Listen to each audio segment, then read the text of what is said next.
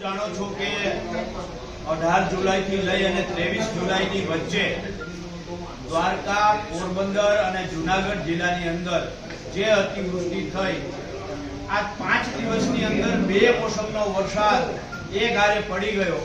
24 જુલાઈથી વરસાદે વિરામ લીધા બાદ એને આજે 15 દિવસ થયા છે। તેમ છતાંય રાજ્ય સરકારે આજે આ પાક નુકસાની અને જમીન ધોવાણનું જે સર્વે કરવાનું હોય એમાંથી પાક નુકસાનીનું સર્વે 25% પણ પૂર્ણ થયું નથી। જમીન ધોવાણનું સર્વે 0% થયું છે। કોઈ પણ વ્યક્તિ, ન તો કોઈ એન્જિનિયર કે ન કોઈ કૃષિ નિષ્ણાત આ જમીન ધોવાણનું સર્વે કરવા આવ્યા છે। એટલે આમ આખા દ્વારકા, પોરબંદર, જુનાગઢ, રાજકોટના ઉપલેટી, ધોરાજી આ બધા જ વિસ્તારની અંદર સરેરાશ જો તમે નુકસાન ખેડૂતોનો ગણો, પાક નુકસાની અને જમીન ધોવાણનું, તો ઓછામાં ઓછું 1 લાખ કરોડનું નુકસાન છે। ત્યારે ગુજરાત કિસાન કોંગ્રેસની સરકાર પાસે બહુ સ્પષ્ટ માંગ છે કે સરકાર ફૂલ નહીં તો ફૂલની પાકડી 1 લાખ કરોડના નુકસાન સામે ઓછામાં ઓછું 10,000 કરોડનું સ્પેશિયલ પેકેજ આપવામાં આવે એવી અમારી એક માંગ છે। બીજું ખાસ કરીને ઘેડના જે મુદ્દાઓ છે, ઘેડના ખેડૂતો 29 તારીખે ઓછામાં 6 થી 7,000 ખેડૂતો ભેગા થઈ અને 4 માંગ સાથે જુનાગઢના કલેક્ટરશ્રીને રજૂઆત કરવા ગયા હતા અને 4 માંગ હતી કે ઘેડ નિગમ ઊભું કરવામાં આવે, ઘેડમાં જે નુકસાની થઈ છે એના માટે સ્પેશિયલ પેકેજ આપવામાં આવે, ઘેડની અંદર જે ઉબેડ નદીનું કેમિકલ યુક્ત પાણી ઠાલવવામાં આવે છે એને સદંતર બંધ કરવામાં આવે અને ચાલુ વર્ષે જે નુકસાની થઈ છે એના માટે તાત્કાલિક સર્વે કરવામાં આવે। પણ આશ્ચર્ય અને દુઃખની વાત એ છે કે અધિકારીઓ સાથે મારે વાત થઈ છે તો અધિકારીઓ એમ કહે છે કે ખેતરોમાં પાણી ભર્યા છે એટલે સર્વે થઈ શકતું નથી। ત્યારે સવાલ એ થાય છે કે 18 તારીખથી લઈ આજની તારીખ સુધીમાં 20-22 દિવસ સુધી જે પાકની અંદર પાણી ભરેલું હોય એ પાકમાં હવે સર્વે કરવા જેવું જ ન હોય। આ સરકારને કેમ આ સામાન્ય જ્ઞાન પણ નથી સમજાતું કે જ્યાં 20-20 દિવસ સુધી જે પાકમાં પાણી ભરાઈ દે એ પાક સદંતર નિષ્ફળ જ ગયો હોય, 100% ત્યાં નુકસાની ગણવાની જ હોય, તેમ છતાંય પાણી ઓસરવાની રાહ જોઈ અને સરકાર સર્વે કરતી નથી। ત્યારે આ જાહેર માધ્યમોના માધ્યમથી આજે સરકારશ્રીને કહેવા માંગુ છું કે જ્યાં 20-22 દિવસથી પાણી ભરેલું છે ત્યાં સર્વે કરવાની જરૂર નથી। ત્યાં 100% પાક નુકસાની છે એવું સમજી અને સરકારે આ સર્વેના આંકડાઓ જાહેર કરવા જોઈએ। સરકારે ખેડૂતોને પેકેજ જાહેર કરવું જોઈએ, કારણ કે ખેડૂતને વરસાદ થયા પછી 20-22 દિવસ સુધી કોઈ સર્વે કરવા ન આવે તો જ્યાં વરાપ થઈ છે, જે ખેતરમાં જવાય એમ છે એ ખેતરમાં ખેડૂતે ફરીથી વાવણી કરી દે, સર્વે કરવા આવે એની રાહ ન જોઈ। ખાસ કરીને ઘેડ વિસ્તારનો જે સૌથી મોટો પ્રશ્ન છે એ આ જેતપુરના ડાઈંગ ઉદ્યોગ દ્વારા જે કેમિકલ યુક્ત પાણી ઠાલવવામાં આવે છે આનો સૌથી મોટો પ્રશ્ન છે।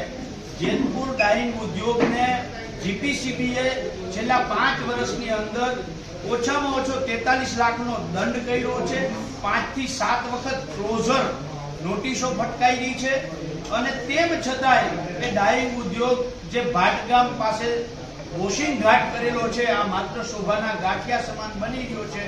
આ વોશિંગ ઘાટ છે એ આખા વર્ષનું કેમિકલ કચરો ભેગો કરી અને જ્યારે ઉબેડ નદીની અંદર પૂર આવે ત્યારે પાઇપ વાટે આખા વર્ષનો ભેગો કરેલો કેમિકલ કચરો ઉબેડ નદીમાં ઠાલવે છે। એના કારણે ઉબેડ નદી કાંઠાના ગામો અને ઘેડ વિસ્તારના ખેડૂતોની જમીન બંજર થાય છે। ખેડૂતોની જે પાક છે આ પાક અત્યારે પાણીમાં છે તેમ છતાંય સુકાઈ જાય છે। એનું કારણ માત્ર કેમિકલ છે અને આ કેમિકલ કંપનીઓ જે કચરો ઠાલવે છે એને કહેવાતા આ વિસ્તારના ભાજપના પોતાની જાતને સ્વઘોષિત, જેને પોતાની જાતને સ્વઘોષિત સાવજ સાબિત કર્યો છે, પોતાની રીતે એમ કહે છે કે હું આ વિસ્તારનો હાવજ છું। એ હાવજ ક્યાંક ને ક્યાંક આ લોકોને ભ્રષ્ટાચાર કરવા માટે, આ લોકોને કેમિકલ કચરો ઠાલવવા માટે પ્રોટેક્શન આપે છે। અને મને સાંભળવા મળ્યું છે ત્યાં સુધી આ વિસ્તારની અંદર જેટલા ડાઈંગ ઉદ્યોગો છે, સાડી ઉદ્યોગો છે, એ લોકો એક સાડીએ 30 રૂપિયાનું કમિશન પ્રોટેક્શન મની, આ ભ્રષ્ટાચાર કરવા માટેની પ્રોટેક્શન મની જીપીસીબી અને આ કહેવાતા સ્વઘોષિત સાવજને પ્રોટેક્શન મની આપે છે. અને એના કારણે આ ઓછામાં ઓછો ઘેડ વિસ્તારની અંદર 2.5 લાખ પરિવારો છે. એ પરિવારો ચામડીના રોગ અને આરોગ્ય સાથે એમના ચેડા થાય છે. 1 લાખ હેક્ટર જેટલી જગ્યા આના કારણે પ્રભાવિત થાય છે. અને સૌથી મોટી તકલીફ અને દુઃખ આ લોકોને ભોગવવાનું આવે છે. જીપીસીબી ભ્રષ્ટાચારમાં યુક્ત છે અને આ 30 રૂપિયામાંથી ક્યાંક ને ક્યાંક ફાળો જીપીસીબી ને જાય છે અને આ કહેવાતા સ્વઘોષિત સાવજ ને પણ આ 30 રૂપિયામાંથી ફાળો જાય છે. અને એના કારણે આખો ઘેર વિસ્તાર અને ઉબેડ કાંઠાના લોકોને ભોગ બનવું પડે છે.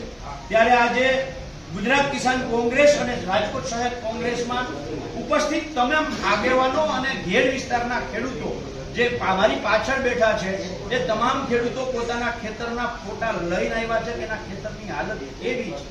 અમે તમામ લોકો માંગ કરીએ છીએ કે સરકાર વહેલામાં વહેલું ઓછામાં ઓછું 10,000 કરોડનું આર્થિક પેકેજ જાહેર કરે.